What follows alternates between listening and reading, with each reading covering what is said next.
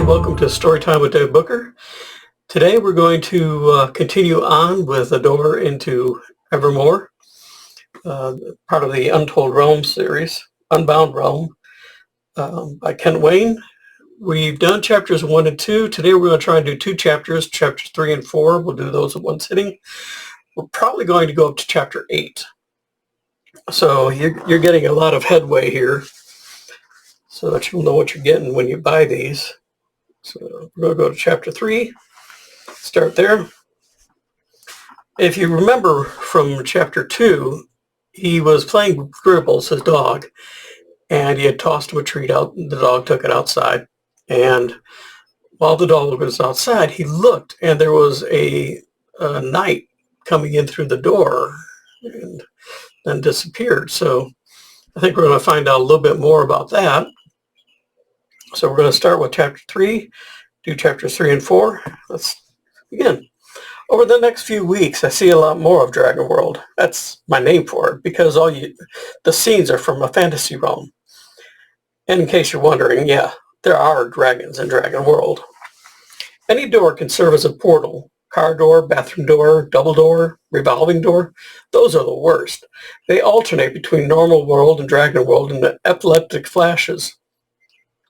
It's always short and always vivid, like a fleeting trailer for an upcoming blockbuster.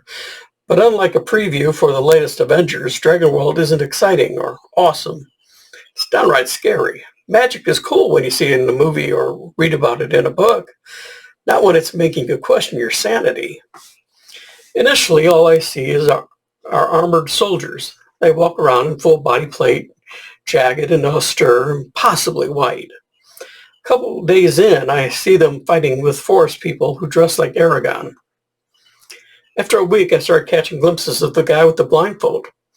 He wears a pitch black armor made from lightweight sections defined by elegant gold tracery.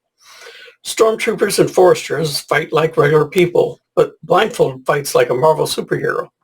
He can twist and flip, kick and spin, and throw combos that take out multiple opponents. He also knows magic. Every so often, he'll zap his attackers with colored energy.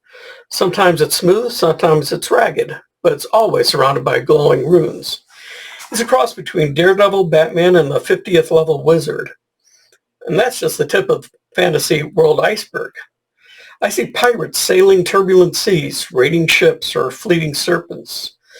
I see dragons breathing lightning at gargoyle hordes, dotting the sky with their smoking corpses. I see palace interiors filled with lords and warriors. 3 weeks in, I start seeing peasants who line up for bureaucrats, small, measly men who write stuff down in hidebound notebooks. Stormtrooper bodyguards dawdle behind them, fiddling with weapons or picking at their armor. Occasionally, a peasant won't have enough to pay their tribute. The bureaucrat recorder will throw a fit when the unfortunate commoner hangs their head. After a lengthy scolding, the recorder signals for the nearest pain wizard. I'm pretty sure they're called something else, but Dragon World doesn't come with captions or audio. Pain wizards dress in ebony robes, some of it's cloth, but the rest is an ever-shifting mass of pitch-black smoke. The only visible skin is their jaws and noses. The rest is eclipsed by a shadowy hood. The wizard will twist and clutch the air, causing black veins to erupt across the peasant. It looks straight up torturous. Whoever's getting punished will scream and howl. Everyone just stands and stares. At first I'm shaken by their seeming indifference, but later I realize that on-the-spot punishment is seen as a blessing. The real torture happens out of sight. If the peasant is shackled and taken away, the entire community begs and pleads. I see this every time I open the door. Wizards, soldiers, creatures, it's not getting better. I think I'm losing it. Atraya, that's where it started. I'm going to track him down and figure this out. If necessary, I'll threaten his life. I don't care if he's a gun-toting war guy. I slide in my car. As I open the door, I glimpse a grimy forester riding a silvery lizard and strap into my seat. Hop on 280, take the exit, and park in the lot of the Armed Forces Recruiting Center. I get out, this time I remember to close my eyes, and rush inside. Atraya! I forget to close my eyes as I ink on the door. I see a line of monks hiking a mesa, topped by a 50-foot man and made entirely of stone. He's sitting on the summit, sound asleep, chin propped into a bent-wristed hand. "Where's Artraya?" "Whoa," one of the Marines stands back up from the desk. "Calm down. He doesn't work here, not anymore." "What? But he was just, where is he?" I'm abruptly aware of my sweat-soaked hair, my beet red cheeks, and my coffee-stained shirt. Marine gives me a hard stare. Keep your hands where I can see them stare. "Gone. Retired." "What?" I'm repeating myself, I know, but I'm too disoriented to care or apologize. "Come in," he says gruffly. As I step in the office, the other Marines regard me warily. Can't blame them. It's been a couple of days since I last showered. Haven't changed clothes in at least 3. "You got a place to stay?" The Marine crosses his bony arms. Yeah. I run a hand through my hair, willing in my heart to slow the hell down. "Yeah, an apartment." "Hungry?" No, I look sideways, suddenly ashamed by my ragtag appearance. "I have plenty of food, money too." "You sure?" His tone isn't gentle, but there's genuine concern. "Look, if you need some help, I can make a call." "No, I'm fine." I shake my head. "Atreya used to work here, right?" "Yeah." He gives me a suspicious once-over. "Why do you care?" Uh, we're friends." His eyes grow a notch more suspicious. He's pulling a scam. He wants attention. He's lost his mind.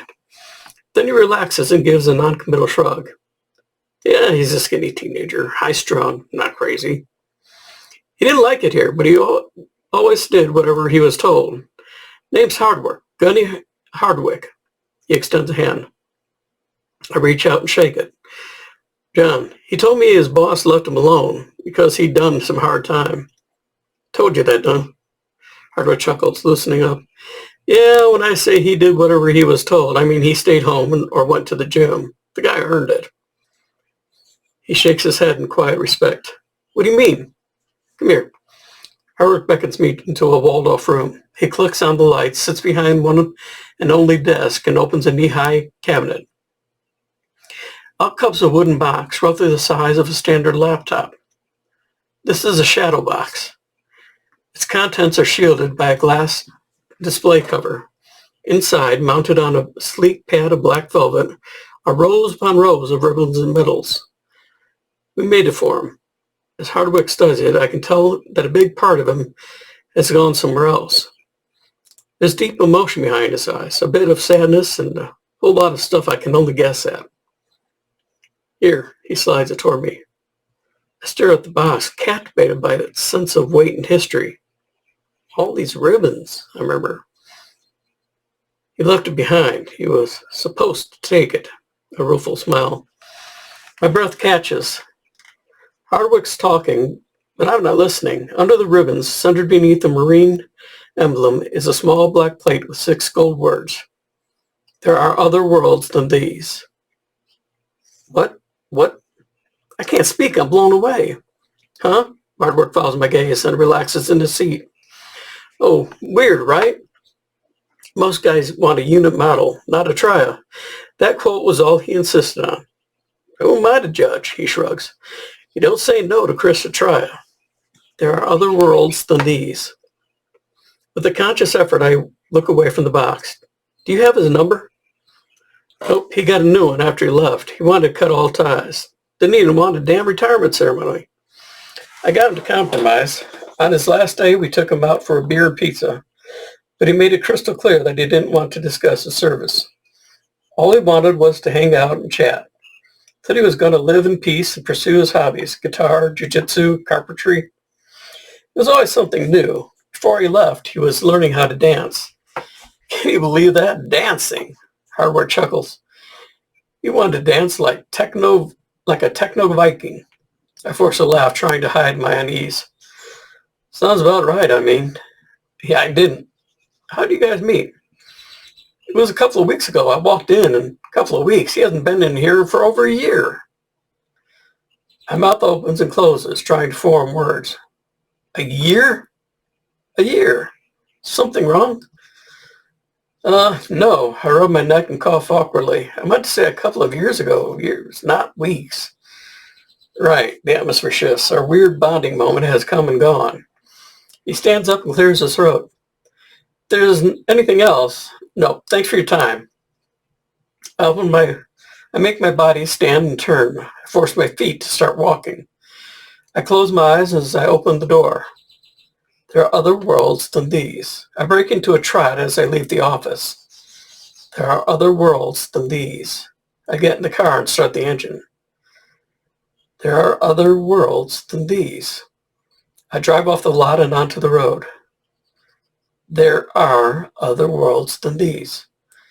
I have to pull over because of the visions. It's not just the doors, now it's the windows. The glass erupts with fantastic images. Elves, sorcerers, lizard people. I park at the curb and take off running. Up ahead, a homeless black man kneels on the grass, scribbling on newspaper with worn-down Sharpie. As I sprint towards him, the paper shifts, allowing me to see what he's written in the margins. There are other worlds than these. I hear myself screaming, feel myself running. I make it a dozen yards before I trip and fall. Glimpsing a whirl of trees and skies, cold water invades my ears, turning everything blurry before the world goes dark. Easy, buddy. A dreadlocked head looms above me, silhouetted by the glare of the afternoon sun. What happened? I sit up slowly, first on my elbows, then on my hands. You fell in the water. Hit your head. The black man nods at a pond behind me. Had to pull you out so you didn't drown. I take a moment to study my surroundings. Chirping birds, towering trees. Golden Gate Park. I'm in Golden Gate Park. Well, that you are, my transient savior gives me a smile. I rise to my feet, brushing sediments from my waterlogged sleeves. Sorry, I didn't mean to cause you any trouble. No trouble, he assures. Name's Al. John, I duck my head, chagrined. This isn't how I usually. Al laughs loud and hearty. No worries. Everyone thinks I'm Looney Tunes crazy. He waves dismissively.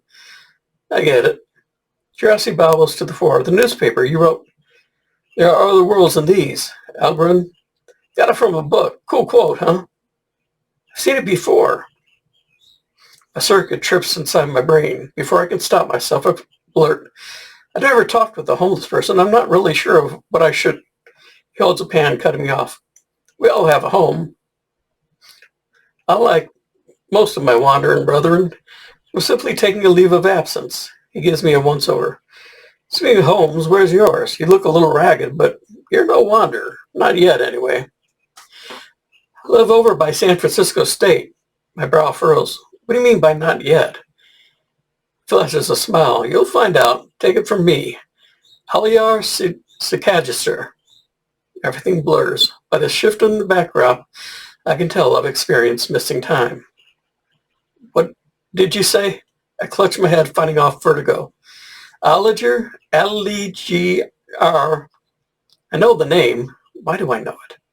I said you'll find your way home. Sure as my name's Al Smith. Smiles gives way to a mild concern. You okay? I'm fine. I say it roughly. I want to change the subject. You said you lived by the college, right? My brusqueness turns to muted embarrassment. Yeah, but I left my car at the edge of the park. And I just need to get it before I head home. I'm not trying to hide where I live. It's just, this is true. I don't know why, but I would invite the guy over without hesitation. I think I'm sick. That's why I had to pull over. Whoa, head rush. I press a hand against my temples. Take a little break. That knowing smile. I understand. The real world's tough. Hell, the real world isn't even real. But if you say that outside of physics or philosophy, people think you've lost your mind. It's crazy, though, when you stop and think about it. He cackles gleefully. Come on, let's go find your car.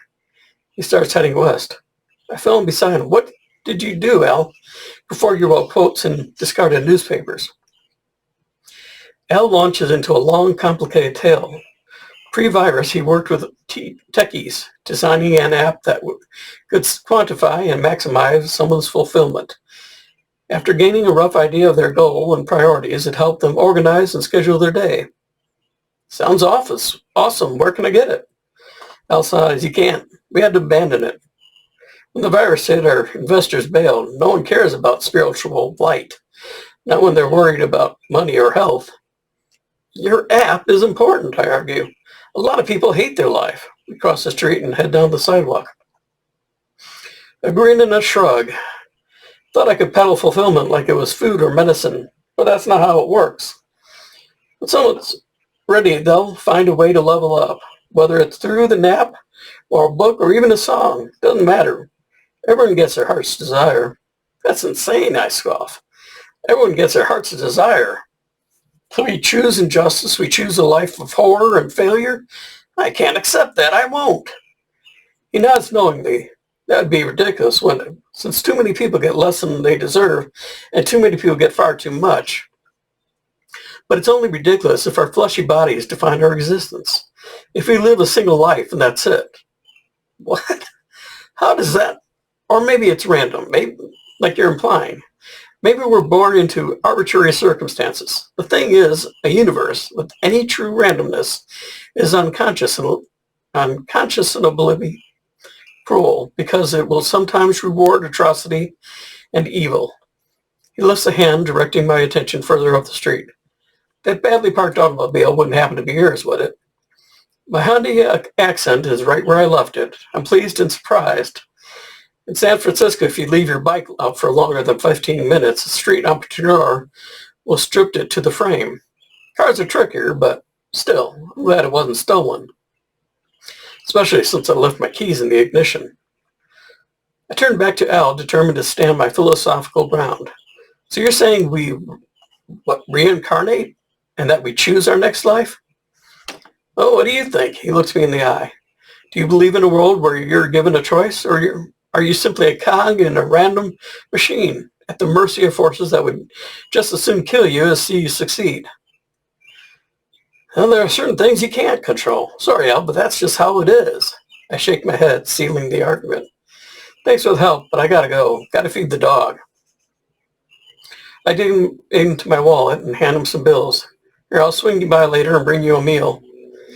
As he pockets the money, he gives me the kindest smell I've ever seen. It should creep me out. I mean, I barely know the guy. But it surprisingly has the opposite effect. Warmth and surety flood my brain. When times get tough, remember this. You may lose your way, but you're never off the path. Thanks, I mutter. Take care. I open the door, remembering to close my eyes, and slide into my car. He taps the roof with the flat of his palm. There are other worlds than these, John. I pick up speed, watching him shrink in the rearview mirror. There are other worlds than these. He spins around, arms out, laughing aloud at the cloud-dotted sky. Despite my reservations, a gut-deep part of me is right there with him, cheering up at the gray-smeared blue. I'm taken by a rush of absolute certainty, a tangible sense of adventure and passion. For a moment, I try and deny it, but I know in my heart that Algier is right. There are other worse than these. I'll bet my life on it. During the ride, the visions start up. Unlike before, I find them comforting. I'm drenched in views of lush blue forests, speckled with clumps of fairy tale fauna. Then it's snake-like creatures with glittering fins weaving through the waves of twilight ocean. Stone giants crossing the dry lake bed, rife with a web of dusty cracks. Elves and pixies, elves like in the movies, relaxing inside a sylvan kingdom, an aerial metropolis jutting from the side of a cloud-ringed cliff. I see countless oddities, wonders, and marvels. Some I have words for, others I don't. A nameless part of me is calling out, yearning to connect with this deluge of novelty. I head for the bathroom, peeling off clothes and letting them puddle behind me. When I step in the shower, scenery envelopes the frosted glass walls, engulfing my soul in magic and dream. I was never doomed to a sterile office. That was a lie, a fleeting nightmare. As Dragon World blooms across the panes, I realize there is more to life than I ever imagined. I turn the faucet, watching images appear in the falling water. They drip and stream off the crown of my head, brim and spill from my cupped fingers. Melodic songs roll up my spine, igniting my cells and flooding my brain. Creation and movement blending together, stretching their every iota of my swollen perception.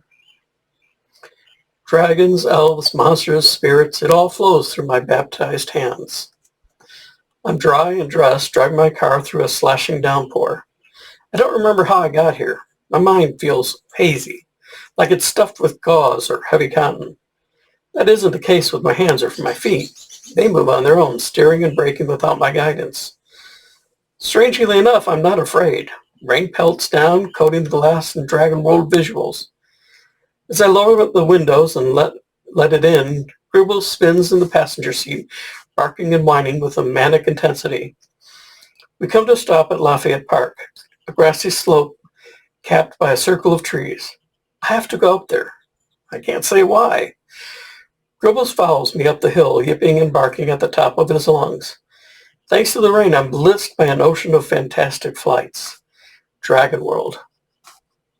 That name is created by my surface mind, reflexively trying to contain and categorize. Now it's different. I'm deep in the grip of my entire being, free and trapped at the same time. There are other worlds than these. Lightning rips across the sky. For a blazing instant, I see the trees as they truly are, as giant knights made of stone, hands stacked on down-turned swords. One of them, however, remains a tree, the one in the center of this ancient assemblage. I stride toward it without intending to. The bark on the tree begins to move, writhing and squirming like a nest of snakes. My belly ripples with jittery nerves. Is something coming out? Then it transforms into an ornate door, replacing my fear with knowing resolve. No, nothing's coming out. I'm going in. I approach the portal, drawn by the weight of its mythical promise. A false part of me wants to flee, but is washed away in the slashing rain. Not Dragon World, I realize. That's not what it's called. I open the door and I walk into Evermoor. So that's chapters 3 and 4. We're really into it now, so we'll get on to chapter 5 next reading and see what Evermoor is more what it's like. So this is definitely getting fun, and I hope you're enjoying it as much as I am. So I'll probably do another reading tomorrow, so we keep this going. Trying to get 5 and 6, and then we'll do 7 and 8. We'll get through this real quick. Thanks again for visiting. I hope to see you again on my next reading. So from Storytime with David, have a good day. Bye.